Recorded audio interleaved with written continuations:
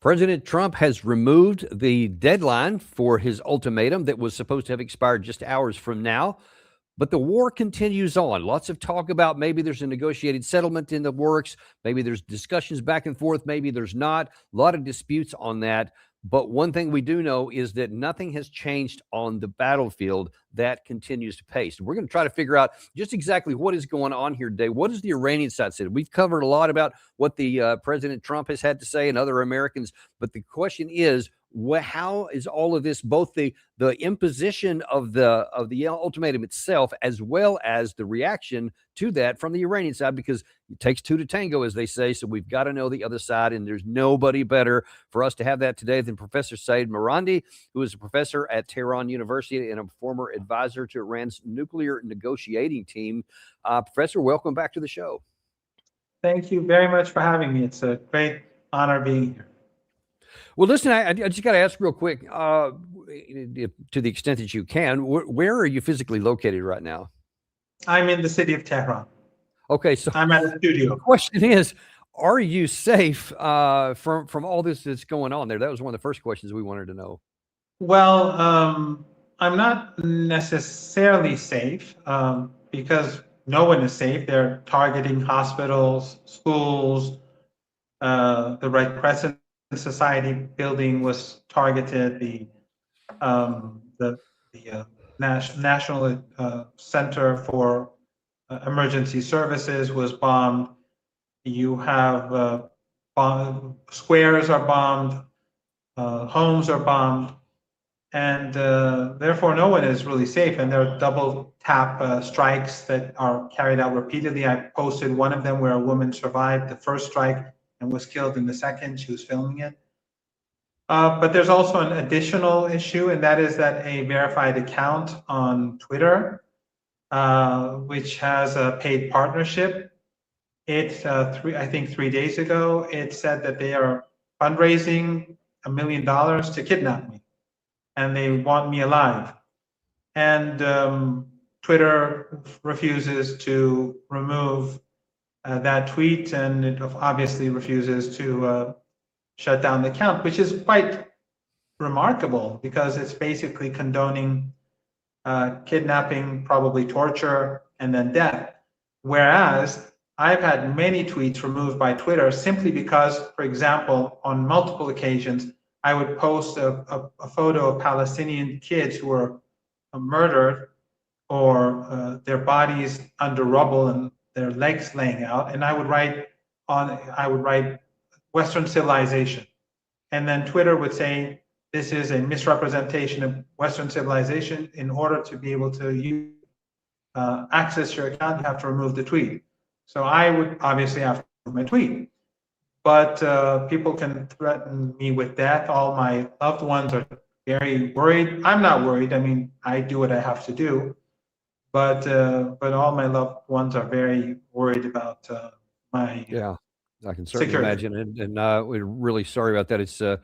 It's a black mark on just the modernity that anybody like that could be threatened just because they're sharing a point of view. We don't have any hesitation in having plenty of Israeli voices out there saying exactly what they think, American voices, and it's reprehensible that somehow we want to silence any of those on the other side, because as I argue, that is absolutely vital to understanding and having any chance to bring any of these wars to an end, or potentially even keep them from happening. Had we listened, we have to listen to all sides of this, or we're never going to get anywhere. And toward that end, that's one of the reasons we're grateful for having you on today, because the timing couldn't have been better, because we've had President Trump has been talking since first thing this morning on Truth Social, and then he had some interviews in front of the tarmac before he left on a trip somewhere. And then now that we have some additional information, here's what he said just moments ago in, I think, Memphis, Tennessee. We're systematically dismantling the regime's ability to threaten America. They're not threatening us anymore. As Commander-in-Chief, it's my sacred responsibility to protect our country from all threats. For decades, Iran refused every opportunity to renounce its nuclear ambitions, and in recent months, its own negotiators bragged to our representatives about having enough material to make nuclear weapons. And that was supposed to deter me, but it didn't deter. It made me more anxious, and it just made it much more important. This mission that we're all on together was much more important, and we did it quicker. So there's three things I want to ask you about in there. The first one is how he starts this. He's characterized that Iran has been a threat to America for all 47 years of existence. Has Iran been a threat to the United States? The only threat has been the threat to Iran. The United States carried out a coup in 1953, installed the Shah. Then during the revolution, as the Shah was gunning people down on the streets, the United States, the US president at the time, Jimmy Carter, gave his backing to the Shah. In fact, he called the Shah the day after a day called Black Friday, where large numbers of people were gunned down by the army. And he called him the next day to give him his full support. Then after the revolution, they gave refuge to the Shah, and that created great fear because they were worried that 1953 would be repeated. And that's why students took over the embassy. They wanted to prevent another coup. And then they found documents in the embassy where the embassy was indeed working to carry out a coup. And then they supported Saddam Hussein in his war against Iran. They gave him chemical weapons. I survived 2 chemical attacks. So the history, if you look at the history, it's the other way around. But also, Joe Kent, in his resignation letter, he said Iran is not a threat to the United States. He said that Iran, in his interview with Tucker Carlson, said Iran was not developing a nuclear weapon. It was nowhere near developing a nuclear weapon. But Trump chooses to say these things to justify the atrocities that are being carried out against the Iranian people. The murder of our leader, the murder of 168 school children on day one in the first strike, which people here believe was intentional because in first strikes are very carefully planned. I mean, if it was after 3 weeks, maybe some young officer in a rush to find new targets may have made a mistake, but the first wave of attacks are very carefully vetted. And that school was not a new school. It was very well known.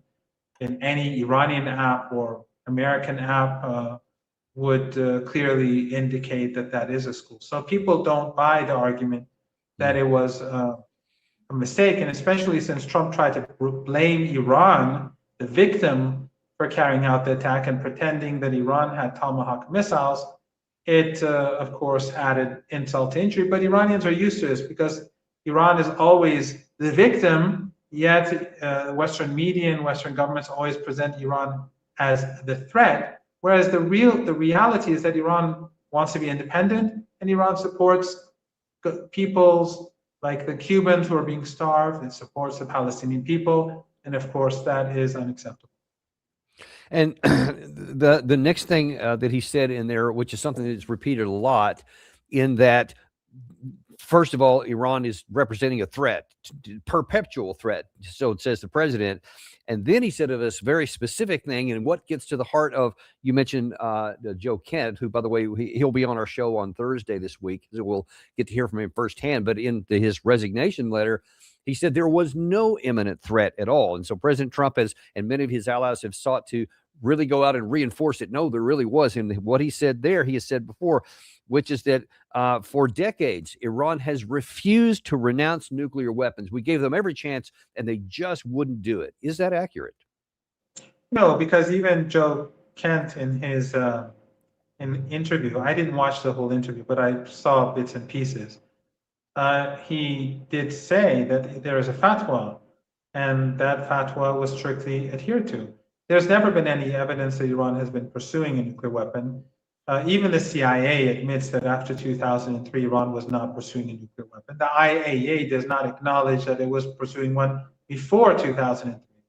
So this is just propaganda and an excuse to justify the murder of countless Iranians and the bombing of hospitals, the bombing of schools, as I said, the bombing of Iranian national radio and television. Today, a professor at one of the good universities, he was murdered along with his family.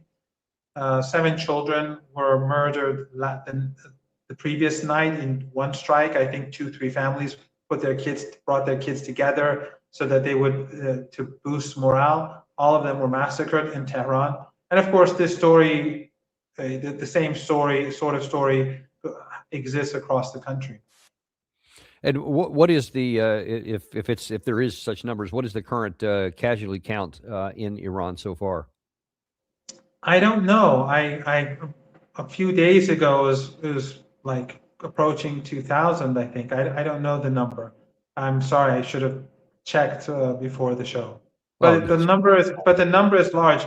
It is probably double what it was during the 12-day war where Trump and the Israeli regime carried out that war of aggression. So that's what President Trump is saying right now. Then, of course, that was in concept or in the context of, by the way, I basically, because I was gracious, instead of bringing the death and destruction onto Iran tonight, which is when the deadline would have evaporated, he now gave a grace period of 5 additional days. And then he claimed in his statement this morning that that was because there was a lot of negotiations going on between Iran and the United States over the last several days, mediated by, I think, Egypt and Qatar, and with Witkoff, and then unknown somebody on the Iranian side. But he says, yeah, the Iranian side called me. That's what he said this morning. They called me. I didn't call them. And they asked for this thing because I think we're really close to a negotiated settlement. Is that accurate? No, there haven't been any negotiations. Iran doesn't trust Witkoff or Kushner because they lied about the negotiations that took place.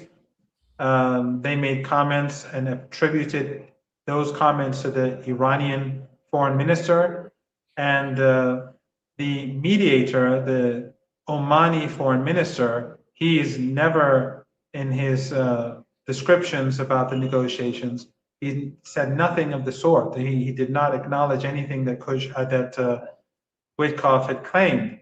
So either Witkoff is just was lying to the people, the public, or perhaps there are those in Iran who believe that Witkoff and Kushner lie to the president. I have no way of knowing, but the exact, for example, Witkoff said that spoke about Iran wanting to have nuclear weapons, that the foreign minister was saying that sort of thing. That's not what the Omani mediator said. And fortunately, he was there and he was the person passing the messages back and forth.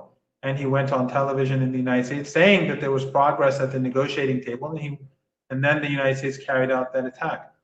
But I think we can find out really what Trump's intentions were through the timing. It was right before the markets were to open, and he declared a 5-day delay. And we shouldn't be surprised that after 5 days the markets close. So I think what he wanted to do was to bring down the price of oil and energy. And in the context of saying that Iran wants to make a deal and we're really close to it, a lot of the media in the United States today is saying that what he is doing is he's exposing some rift inside the Iranian side, that there's a rift between the Iranian government and the IRGC, and it's unclear who's running the show. Trump implied this morning that his side was talking to is somebody that's almost like a secret inside the government. Watch this. A top person. Don't forget, we've wiped out the leadership phase 1, phase 2, and largely phase 3. But we're dealing with the man who I believe is the most respected and the leader. It's a little tough. We've wiped out everybody. Is that the Supreme Leader? No, not the Supreme Leader. We don't. Not much talk. Well, nobody heard of the second Supreme Leader, the son. Are these direct? We have not heard from the son. Every once in a while you'll see a statement made, but we don't know if he's living. But the people that seem to be running it, and they seem that based on really fact, because things they've said have taken place. Mr. President, Again, Mr. President, I know you've deployed. because I don't want him to be killed. Okay, I don't want him to be killed. Mr. President, you've deployed. Nobody wants to be that. Nobody wants that job right now. You know. So he's claiming that, I'm not going to tell you who we're talking to, because if his name got out there, then the Iranians might even kill him. So we can't be saying that. Is that accurate? I don't know at all. I don't understand at all what he's trying to say. because he doesn't make any sense. We have a leader, it's Ayatollah Sayyid Mujtaba Khamenei. He's the person in charge. And we have an administration, and we have senior leaders. The leadership the leadership in Iran is just as, what did you say? The third layer, first layer, second layer, third layer, they're all gone. And then he says Iran is also obliterated. Well, if Iran is obliterated, then why can't you just open the Strait of Hormuz? Everything that he says is just nonsense. And sadly, the American people are propagandized. And when it comes to the empire, and especially a country like Iran, which the Zionist lobby despises because Iran is opposed to ethno-supremacism, there's a consensus. So it doesn't, all of the opponents of Trump, they are all going to basically run the same psychological warfare campaign against Iran because there's a consensus on animosity towards Iran and supporting this genocidal regime in Palestine. But the leader is Ayatollah Sayyid Mujtaba Khamenei. He says he's the most important person, obviously, he's in charge. And there are no negotiations. And the Iranians have said there are no negotiations. The foreign ministry has said so, that is the administration. And the Speaker of Parliament, which the Americans are trying to imply that it's him, he's said that there are no negotiations. And Trump's track record of dishonesty, I think, is more than enough to indicate that what he's saying is nonsense. And the timing is clear. After the 48 hours would end, I'm sure he's worried about the Iranian response if he starts targeting Iranian vital infrastructure and power plants, which would be a crime against humanity in itself. And Iran said it will respond by devastating the power plants on the other side of the Persian Gulf, because all those regimes are complicit in the war. They're allowing the Americans to use their airspace, their territory to kill Iranians. I think that is a concern. As a matter of fact, we have this soundbite here from, I think this is before the day, I think it was yesterday, so before President Trump made this announcement, and this spokesman for the IRGC said this about the retaliation. If U.S. threats regarding Iran's power plants are carried out, the following punitive measures will be implemented immediately. The Strait of Hormuz will be completely closed and will remain closed until our damaged power plants are restored. All power plants, as well as the energy and information and communications technology infrastructure of the Zionist regime, will be extensively targeted. All similar companies in the region that have American shareholders will be completely destroyed. Now, the first point he makes there, he said that the Hormuz will be completely shut down because right now it's open, I guess, for anybody who wants to do business in the Chinese currency or any other people that work out a deal specifically with Iran. That is going on to some degree right now. Is the implication here that if the energy infrastructure is hit, that nobody will be able to pass through? That's right. That's as we speak, and as you rightly point out, a limited number of ships do pass through with Iranian consent. And of course, there's a relationship going on between their owners and the Iranian government. But if these attacks are carried out, the Strait of Hormuz will be fully shut. The Israeli vital infrastructure will be devastated. But also, he said that all the infrastructure in the Persian Gulf area where the Americans have, or American citizens have some sort of share in it, they too will be targeted in retaliation because these family dictatorships are all complicit in the war. And I think that is something that scared Trump. Doesn't mean that he won't do it. We'll have to see what happens when the markets close on Friday, if he's going to do this. And I think if he does carry it out, it will be there will be devastation beyond belief. I think that would lead very swiftly to a global economic depression, far worse than 1929. And what do you say to those people who say, well, I mean, that's just what he says, but I mean, we've been damaging so many of their launchers, and according to Secretary of War Pete Hegseth and the chairman of the Joint Chiefs of Staff, they said like 90% of their launchers have been destroyed. So they have a little bit of capability, which we saw in Dimona and Arad, I guess, over the weekend, but those are just lucky shots here, but they wouldn't be able to do that. What do you say to that claim? Well, they haven't actually, and this is information that I actually do have, because I have spoken to someone who is in the know. The number of launchers that Iran has lost in this war, which has been going on much longer than the previous war, twice as long almost. And the enemy forces are much larger because the United States is a part of it, and they have much more air power than the Israeli regime. The number of launchers that Iran has lost so far is much less than the previous war. And there are a number of reasons behind this, but a lot of the strikes that the Americans and the Israeli regime have carried out have been on decoys. And I've actually posted a couple of the examples of where they did bomb decoys. But the underlying evidence is the fact that, if you recall, after a week or two, they started publishing these charts where they said every day the number of missiles and drones are decreasing. But over the last week, and especially today, the strikes have been very severe. The Iranians have been hitting left, right, and center. And so obviously it's becoming sort of like Vietnam. I was, of course, not born until 1966, but reading history books. The Americans every night would give out numbers of the number of people they killed and so on. And I think someone once added up those numbers, and it was like more than the entire population of Vietnam. So I think what we're seeing in the United States today is not dissimilar.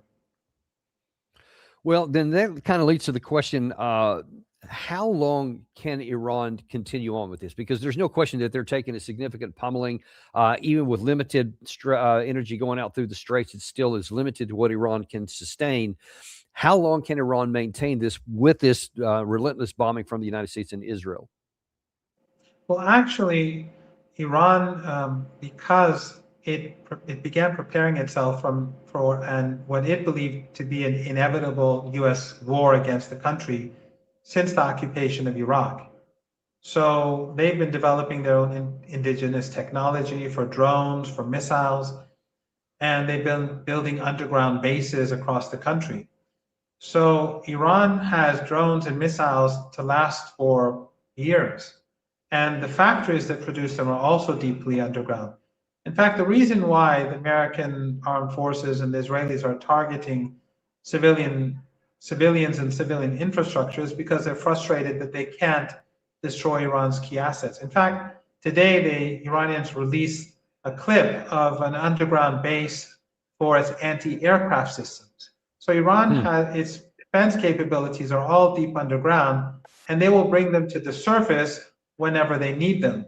And so the Iranian air defenses, they are largely right now being protected underground until the day comes when they feel that they have to be out there in large numbers. In fact, the Navy is the same. Trump keeps saying he's destroyed the Navy. The Navy that Iran needs to fight a war, it's all underground. It's all in tunnels alongside the coast of the Persian Gulf and the Gulf of Oman. These are speedboats that launch missiles, and the Iranians are leaving them for when the time comes that they need them. So Iran's military capabilities are very much intact, and the popular support for the war, I think, is clear for everyone to see. Every night, you see millions of people gathering on the streets in different cities, defending calling for the armed forces to attack, supporting the government, supporting the state, supporting the leader. On my way here, I passed through 3 or 4 different gatherings just to get here. Gatherings of large numbers of people on the streets. And in fact, the Americans and the Israelis bombed these gatherings. And this is something that I don't think has ever happened before in history. And I was witness to one on last Friday during the month of Ramadan, the last Friday of the month of Ramadan. You have International Quds Day. It's a day for and to defend the Palestinian people. Every Friday on the last Friday of Ramadan, they have this. And so people in Tehran and across the country, in every city, they gather to show solidarity for Palestine. And as they were on the streets, and there's footage of this, I posted it on my Twitter account, they bombed it.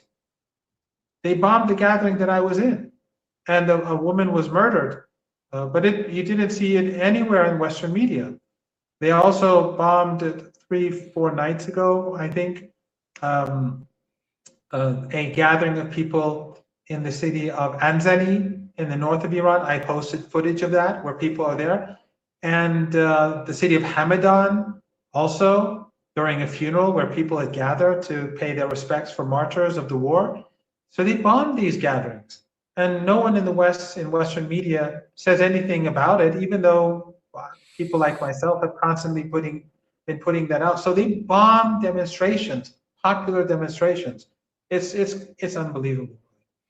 Yeah, there's not a lot of that, and of course that's uncomfortable for many Western viewers, and so that's why they don't like to talk about that because, well, only Iran is the bad guy. So I don't know if you knew that, but only you guys do bad stuff. We actually don't. Obviously, tongue in cheek, and I've got an example of that here in just a second. But before we do, I want to ask you what one of the other things that's really in the news right now has a lot of people paying attention, and that is Karg Island. And of course, here's the Gulf of Oman, the Strait of Hormuz, and then way up here in the north is Karg Island.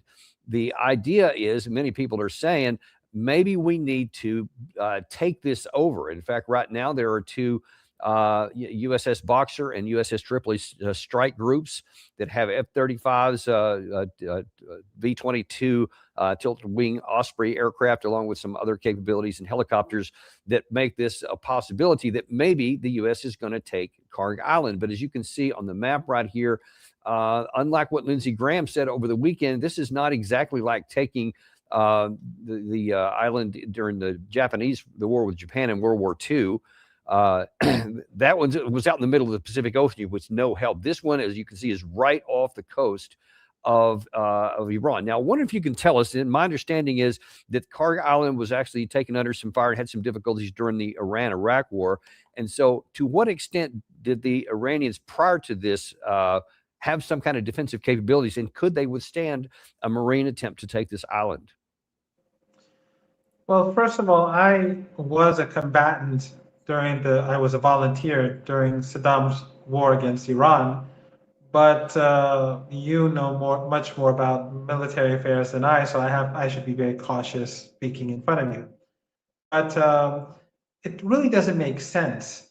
Karg Island itself, I mean, what Trump wants to do doesn't make sense. Karg Island, first of all, it's a very flat island. I've never been there, but I'm told that it's very flat. And it's very close to the coast, as you rightly point out.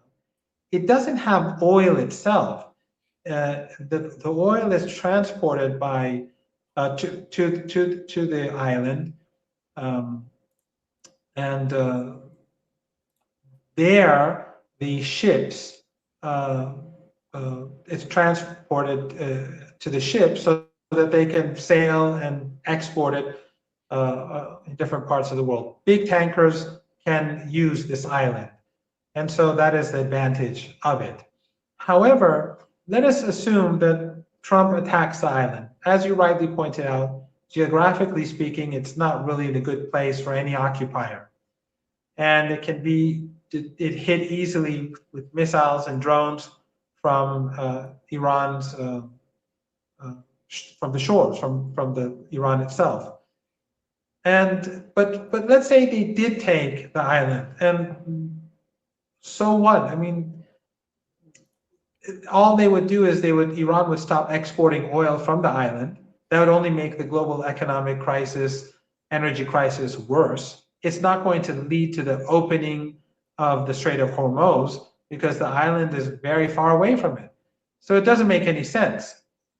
On the other hand, if Trump was to carry out an assault on the Strait of Hormuz to open it, of course, there the Iranians have defenses, but Iran doesn't control the Strait of Hormuz from the shore. It's not like the 19th century or the mid-20th century or even the late 20th century. Iran's missile and drone capabilities are hundreds of kilometers away from the Strait of Hormuz. And those boats, those speedboats that are in those tunnels, they're not in the Strait of Hormuz. So if the United States escalates the war, the Iranians can easily destroy all the tankers in the Persian Gulf, and they can also destroy the oil and gas facilities that produce the oil and gas that's exported from the Strait of Hormuz. So if we have an escalation, that would lead to the destruction of all the infrastructure. If that happens, then there are no ships to take the oil or gas, which itself would be non-existent. So And I'm sorry, from this map here, where do you say the speedboats would come from in this map right here? they have bases and they're underground. So obviously I wouldn't be privy to them, but they've showed the bases on Iranian TV during the last few years many times. They don't say where they are, but the bases are alongside the shore, the coast of the Persian Gulf, and also which is to the north of the Strait of Hormuz, and then in the Gulf of Oman, which is to the south, or south, let's say, east of the Strait of Hormuz. And it's not just the naval forces. It is the drones, it is the missiles. I mean, after all, how is Iran pounding US assets in Kuwait and the Emirates and Saudi Arabia and Qatar and Bahrain? They're not firing them from the shores of the Persian Gulf. They're firing them from deep inside Iran, where they have all sorts of decoys and underground tunnels and underground bases. So they would do the same thing. And so if Trump escalates, the Iranians will escalate. If they escalate, that means all the infrastructure will be destroyed. And then we'll have a global economic depression, which cannot be reversed. I mean, right now, despite the damage that's being done to the global economy, if Iran's demands are met and they open the Strait of Hormuz, the oil and the LNG and the fertilizers and the petrochemicals can flow.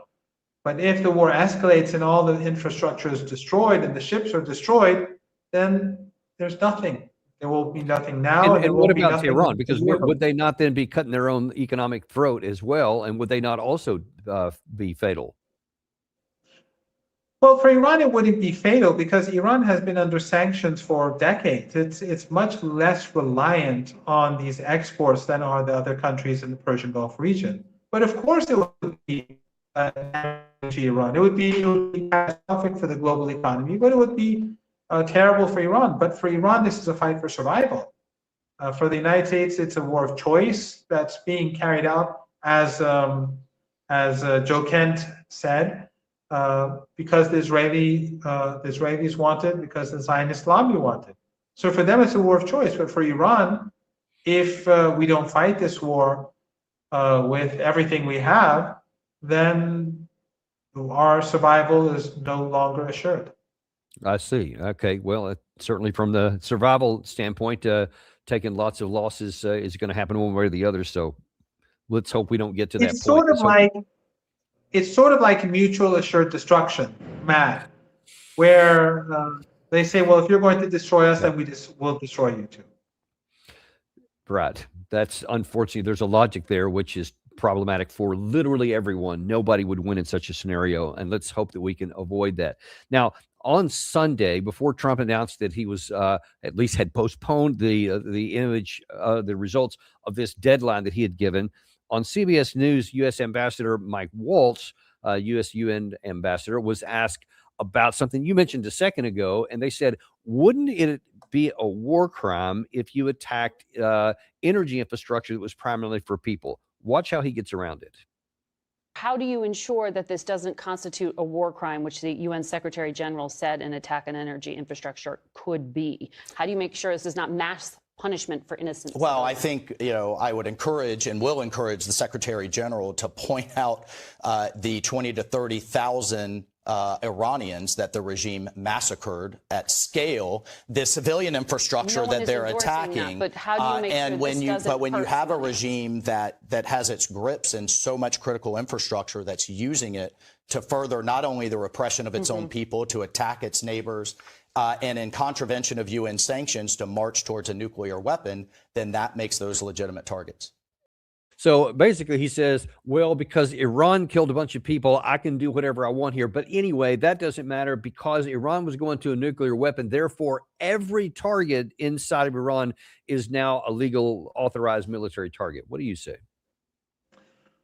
Well, first of all, he's referring to the riots that took place on January the 9th and the 8th. And of course, those are fake numbers. 3,117 people died. They all have their IDs have been announced. But they are the culprits, not Iran. They're the ones who funded the terrorists and tried to carry out a coup in Iran. 200 police officers and more than 100 volunteers who were protecting the streets were murdered by these terrorists. And Israeli Channel 14, which is close to Netanyahu, admitted that the arms were brought into Iran by foreign intelligence agencies, and that led to the deaths of hundreds of police officers. And of course, these terrorists killed ordinary Iranians too. So the West and Mossad carried out this semi-coup, this insurrection, and then they blamed the Iranians, whereas they are the ones who were responsible. And in the United States, some woman who's turning to the right in her car gets shot in the face, and they justify it because they say she didn't turn to the right, fast enough, so she was a threat to the police officer.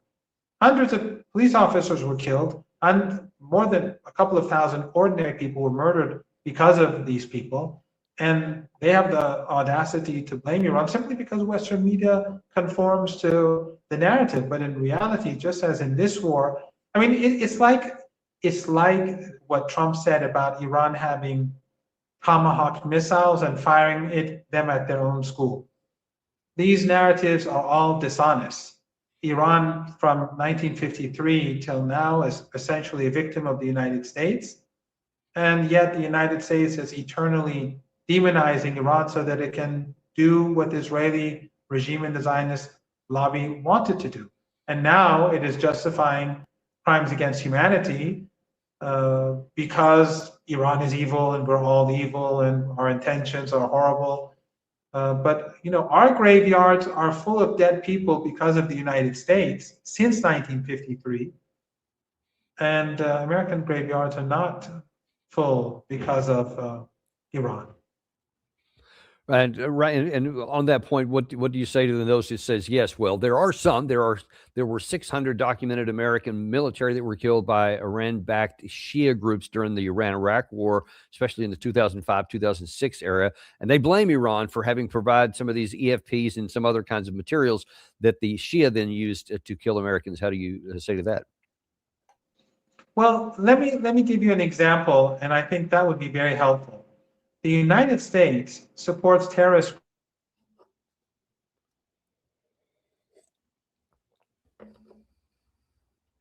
Sorry, we have 17,000 Iranians. There we go. They fought. Can you see me? I can now. Sorry, we had you froze up there for a second. Okay, so the United States supported terrorist groups and continues to support them against Iran. One is the MEK, which killed 17,000 Iranians during the 1980s, and they fought for Saddam Hussein against the country. They support Takfiri or Wahhabi groups in near the border with Pakistan. They support separatist groups, terrorist groups in Iraqi Kurdistan, which kill people on a regular basis. This is inside Iran. But in Iraq, the United States illegally occupied the country, and the Iraqis were resisting. It's obvious that the Iranians consider the Iraqi resistance against US occupation as legitimate. So there's no reason for the United States to complain about Iran's role. The problem was the US occupation. Just like in Lebanon, when the United States sent forces to Lebanon and occupied the country as the Israeli regime took the capital, there would be resistance is natural. So the United States is denying every one agency, all these countries that are under US occupation, they're denied agency, and it's all Iran. No one in this region accepts that narrative. But for ordinary Americans, because they're so heavily propagandized, I think a lot of them obviously believe in these narratives. Even in the day and age where Americans no longer trust the mainstream media, when it comes to Iran, or perhaps China too, and Russia as well, maybe, not to the degree of Iran because of Zionism, but people, even though they don't trust the mainstream media, but somehow they do believe all the terrible things that Well, were they said do. As a by matter them. of fact, on The View, a television show here in the United States, of a lot of newsmaker women come on and share different views on different things. They went last weekend and they said, well, listen, they were debating whether we should go to the war. One side said we shouldn't have gone to war with Iran. The other side said we should.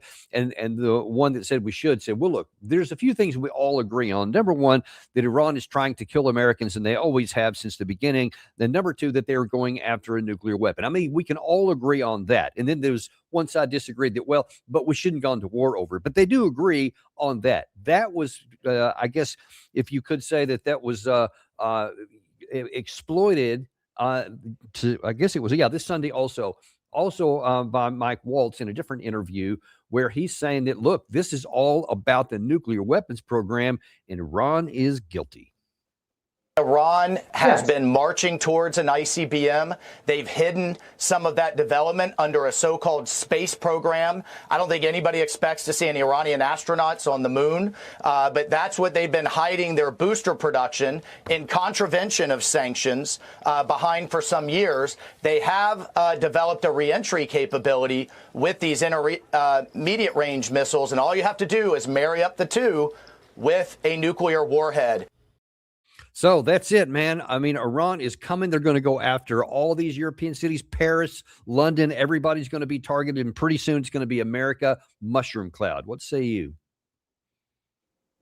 Yeah, exactly. And it's very Orientalist and quite racist, because Iran is not planning to go to the moon. I mean, why wouldn't Iran have ambitions in technology and putting satellites into orbit, instead of having to pay the Russians always huge amounts of money to put Iranian satellites in orbit? Why doesn't Iran do it? Iran makes its own satellites, and Iran also is one of the leading countries in nanotechnology. People can look that up. Iran is, it was a couple of years, 3-4 years ago, like the third or fourth most advanced country in nanotechnology. So Iran in high-tech industries is actually, despite the sanctions, it does pretty well.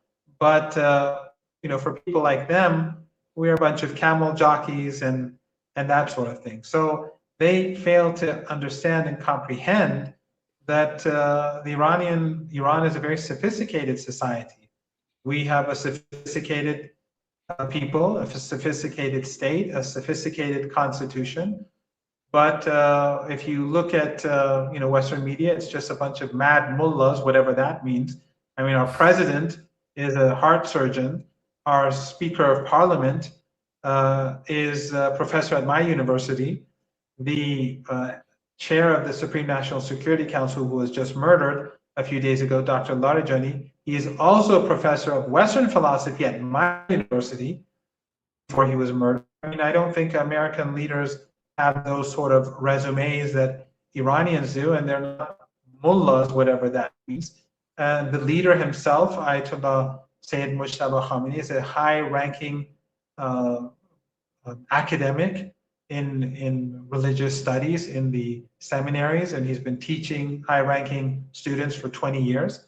But none of that is appreciated. The armed forces, they are generals and officers who go to universities just like in the United States. But they use these tropes of mad mullah. I mean, if you go look at Parliament, 99% of the MPs are like engineers or social scientists or physicians.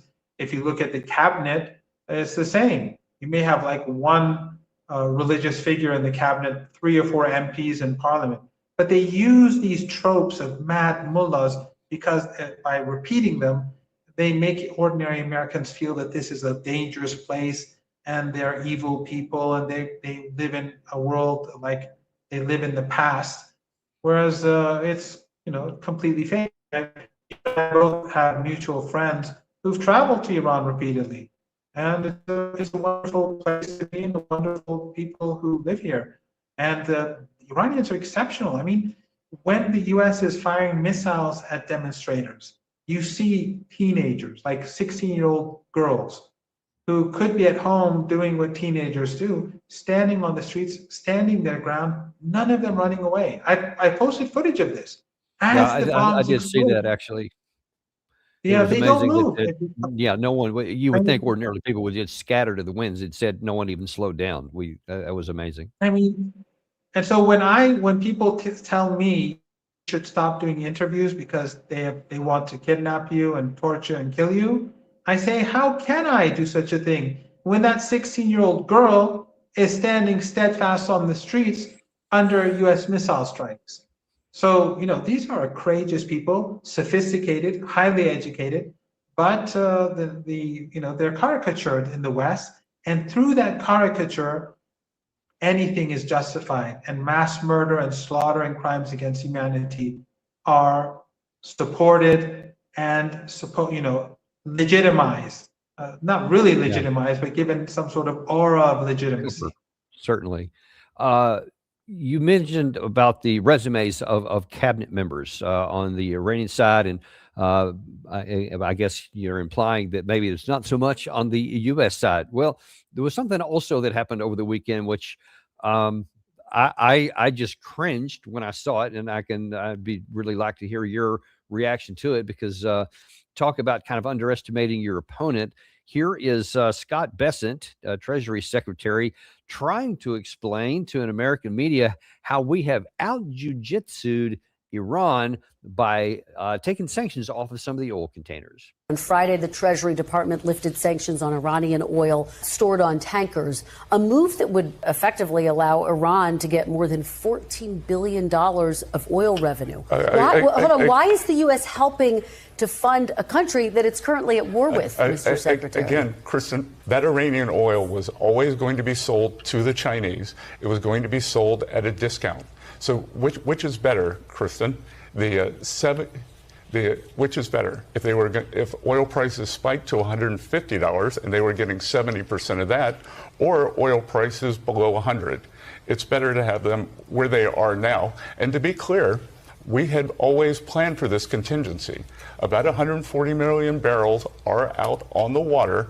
In essence, we are jujitsuing the Iranians. We are using their own oil against them. We are out jujitsuing them to the tune of they get $14 billion and they get to sell their oil and we can't. Can you explain that to me? It's impossible to explain. You're asking me to answer a question that a genius would have to find the answer. And it's not just the Iranians. I'm sure they're outwitting the Russians, who are also selling their oil at much higher prices at a time when the United States is at conflict with the Russians. And they say that they have contingency plans. They were supposed to win this war like in the first day or two. It was supposed to be over. I mean, it was illegal. They carry out mass murder. They murdered the leader. I mean, it's basically the law of the jungle now in the world that we live in, and they'll come to rue that. But it was supposed to be over. So why is it that now we're into the fourth week? Day and night, the Iranians are hammering the Israeli regime. They're destroying U.S. assets. When the Israelis struck the Iranian gas facilities, Iran struck back much harder at the Qataris and the Saudis and the Emiratis. So was this the contingency plan? And the Iranians are selling their oil. They've been selling their oil for years now. And the Chinese are buying it. Others are buying it. The Iranians don't have that much oil on the sea. But the point is that they've created a situation where they're so desperate to bring down the price of oil that they're, at least theoretically, helping the Iranians export more oil. It doesn't make any sense, but what does? I mean, if you put a number of things that Trump said already, one day he says we obliterated them. Then he says, I'll give you 48 hours to open the strait. Well, if you've obliterated them, then why would you need to threaten them to force them to open it? And then he says that we've killed all the leaders, first layer, second layer, third layer, and now he's negotiating, and he said there's no one to talk to, and now he's saying we're talking with the leadership. Nothing adds up. And I think in the Trump regime, in this respect, is infinitely worse than previous U.S. administrations. It's Well, yeah, just they that's can an say understatement. anything that they want. Listen, I want to show something on the screen here, and I can't imagine that this is not paid attention to in Tehran among the leaders. This on the left side of the screen here was oil was up somewhere just about $100, I guess yesterday, and then as soon as 7:23 this morning, when President Trump made that announcement, you had this sharp drop. Went all the way down a couple of times to $89 initially, but you see now it's trickling around at 88. It's down quite a bit. That has to motivate President Trump a lot. That's one of the reasons I'm confident that he made this so-called decision to delay by 45 days. I'm sorry, by 5 days. Now, imagine, and I'd like your opinion anyway, as to what the Iranian government leaders may be thinking. If Trump's statements that he has postponed this attack by itself caused oil to come down to this level here, what's going to happen in 5 days if he said, okay, but now I'm going to go ahead and do it? Because one might imagine it would go up considerably higher than this. And if what you describe happens, that the Iranian side says, yeah, it's a scorched earth deal. It is mutually assured destruction. We're going to make sure not just that this Hormuz gets shut down completely, but that no oil can even be produced in the region for some period of time. One would imagine this would go through the roof. How does that influence Iranian decisions? Well, even as you and I are speaking, every minute, the shortage of energy, LNG, and oil, and petrochemicals, and fertilizer is growing. So they can manipulate the markets up to a point, but at some point, they're going to be facing a crisis. So if we say that 20 million barrels a day are not leaving the Persian Gulf or going through the Strait of Hormuz every day, let's say roughly 20 million, maybe a bit less, but let's say 20 million. Forget the LNG and everything else. So that means in 5 days, that's 100 million barrels of oil. That is going to make things even worse. And then, so the manipulation can only work for a period of time. I can always say that, I can pretend that everything is fine, but, things are collapsing in the background. But then if Trump escalates, the Iranians are going to escalate too. And then the catastrophe happens because there will be no more oil. So every day the shortage is growing, but there is hope that if Iran's demands are met, so that there won't be any more wars waged against Iran in the future, that the markets, was I cut off? No, you're fine. You're good to go. Okay, so the markets will be able to gradually normalize, let's say in a year or two. But if everything is destroyed, then there's no hope for normalization, and we're going to have a global economic depression. So now let me ask you something. I know we're running short on time here. Let's say that President Trump looks at that chart the same way you and I did and said, we can't afford this. We can't afford to have this thing shut down this long. We're going to have to do whatever we do to end it. I think it's pretty clear there is no military solution. You can't bring enough firepower in and open the straits. It's just not feasible, especially with no ground force to even threaten any kind of an invasion. So absent that, you're going to have to do something negotiating wise to end this. Now, what would you say if President Trump tries what many are advocating that he do in the West and says, you just declare victory like you did with the Houthis in the Red Sea last year, you just declare victory and walk away and then everything will be fine? Will the Iranians then say, okay, well, we beat you, you left, and each side has its own narrative, but then the Gulf can open back up and we can get back to that 20 million barrels a day going through?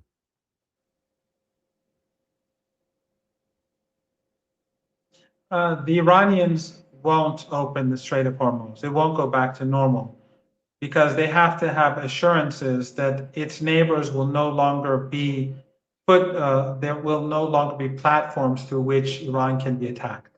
Because we just went through a war 8-9 months ago, and we don't want Trump to rearm himself and prepare himself and carry out another war in 6 months or a year from now.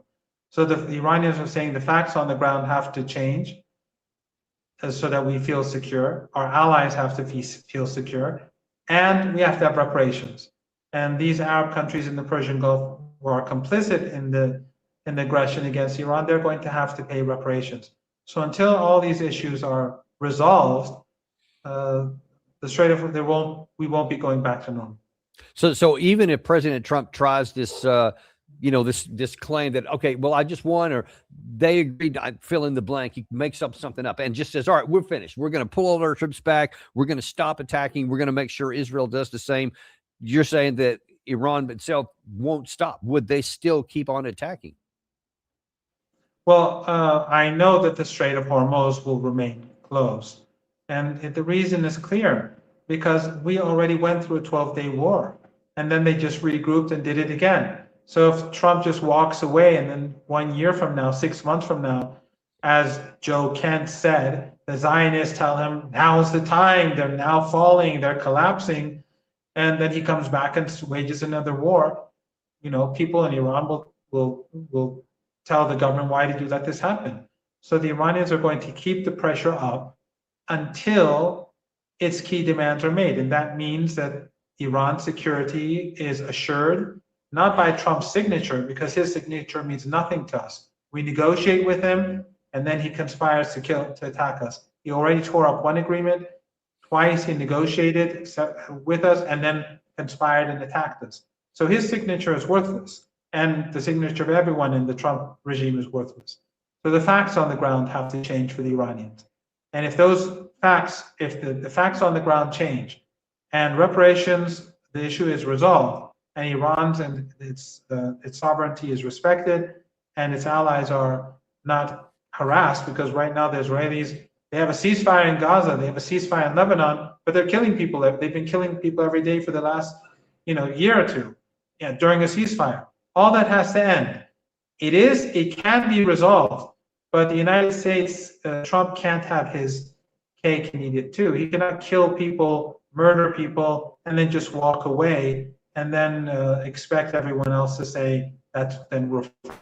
So from a certain perspective, it certainly is logical that the Iranian side would want all of those things, but the difficulty politically of having any possibility for the United States to accommodate any of those things, it's not even in the realm of possibility at this time. There's no way President Trump would do that. I can only imagine that the Iranian side is well aware that their asks are way too high for anything. Does that imply either that that's negotiable and they can negotiate something down, or does it imply that they're saying, no, we know that there has to be a lot of pain for a long time on America, so we may have to go like this for a year, possibly even more, with keeping the pain on there, and only then might the U.S. be willing to compromise, meaning that they could say, we're going to endure years of more bombs from the U.S. Which of those things do you think might be the case? Well, Iran is prepared for a long war, and they've said that. But I think they believe it's achievable to do it sooner, because the Iranians are already imposing facts on the ground. U.S. bases in the Persian Gulf are being destroyed. And these countries, these Arab family dictatorships, they're seeing what Iran can do. And when the United States ultimately wants to walk away, we'll still be here, and so will they, if their regime survive. So they're going to have to change the facts on the ground. They can no longer, Iran will no longer accept them having these bases where Iran can be attacked from. And without these regimes, the United States cannot wage war against Iran. It is using their airspace, it's using their jet fuel, it's using their territory, it's using its own capabilities that they've put in place in these countries to launch the war. So if these regimes redefine their relationship with Iran and the United States to be peaceful and not to be a place of conspiracy against Iran, that would be a key issue that's resolved, and that can be resolved if they decide to make that decision. And reparations, these regimes have more than enough money to give reparations to the Iranians for all the damage and destruction that they brought about. But they, at least on the near term, over the weekend, there was more reporting, at least in Western media, that Saudi Arabia, and I want to say it was UAE, I think, are actually actively considering ramping up their support for the United States and Israel against Iran. So instead of recognizing that it's a cost and having some kind of negotiated solution, it almost feels like they're moving in the opposite direction to try to say, we're going to join the fight to compel Iran to back down from their demands. How do you see that? Well, the UAE has a passport holding population of 1,200,000-300,000. They're in no position to do anything, and they're entirely vulnerable. Saudi Arabia has already lost a 7-year genocidal war against Yemen. And Yemen today is much stronger than it was, and Yemen still hasn't entered the fray. You have the resistance in Iraq and Yemen. In Iraq, they're not pushing very hard because the axis of resistance, Iran and its allies, have not escalated. Yeah. So Saudi Arabia is not really in a position that it can confront Iran. And the UAE is, to be very blunt, it's a joke. And last question I got for you, and I appreciate your time. We'll let you go after this. So far, you mentioned the Houthis, Ansar al-Islam in Yemen. They have not entered this fray here, and they were actually a lot more active, especially earlier in the Israeli war against the Palestinian people in Hamas. I'm sorry, in the Gaza Strip. But they have given warning that they may do so in the current time. Now, part of the explanation in the West is that, well, they were so heavily damaged by the U.S. last year and a bunch of attacks by the Israeli side that they have lost most of their capacity. And now they're just going to, it's basically a show of force, but they really don't have anything. Another argument says, no, they're just actually waiting until their influence could be decisive in the war here. What do you say? Yes, they're definitely much stronger than they were last year. They've been rebuilding and they have new technology. But Iran and the axis of resistance, they want to manage the escalation ladder. I mean, if Iran wanted to destroy all the tankers, it could have done so by now. If it wanted to destroy Saudi oil infrastructure and Qatari gas infrastructure, it could have done so. But that's not the objective. Iran didn't even start the war. This is a war of survival for Iran. It's the United States and the Israeli regime that are launching this murderous war.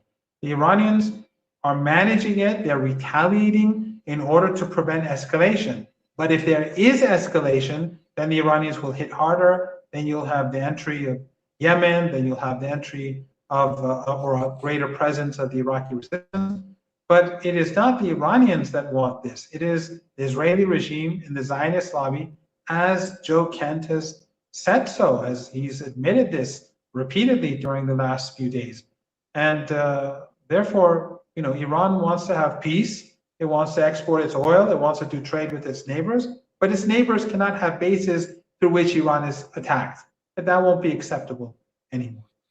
So given the hard positions of the Iranian government, the hard positions of the Israeli government, the U.S. government. So far, you can see President Trump just even moments ago in his speech still keeps talking maximalist, like everything's running in our favor. So nobody appears at all ready to have a negotiated settlement. Where do you see this going in the coming, let's just keep it narrow, 2 months? For Iran, again, as I said earlier, this is a fight for their survival. And until they feel that in the coming years, their security is assured and their sovereignty is respected, not through a piece of paper, but by the reality on the ground, they will continue. And Trump, when the economic crisis gets worse and worse, Americans and people across the globe are going to increasingly blame Trump. Across the world are going to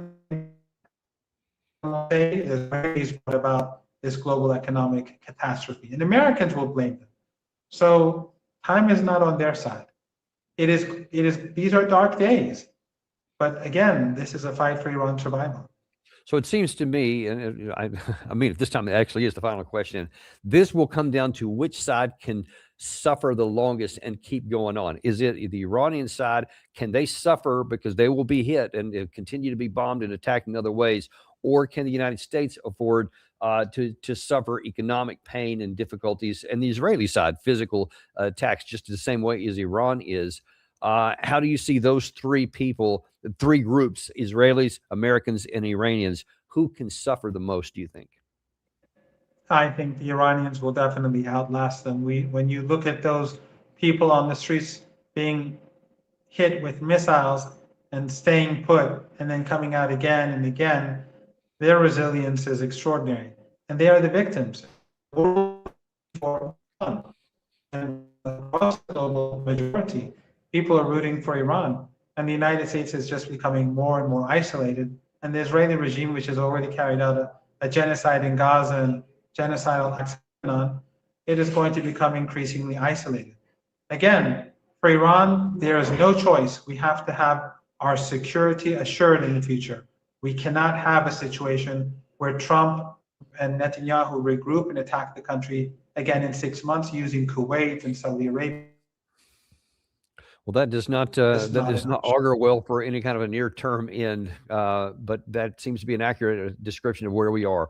Listen, I really appreciate you taking the time to come out today, and we certainly wish you safety where you are, and everybody's voice is valid in here. We put all sides of this on there, and the Iranian side as well. But we wish you success and safety. Thank you. It's a great pleasure being on your show. Thank you very much, and we appreciate you guys too.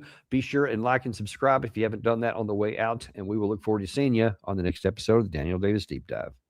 Don't forget to tell your friends, the ones that love to listen to podcasts. Get them to add Daniel Davis Deep Dive to their podcast list. They need to know what you know. They can get it to where they already get their podcast. You just got to tell them.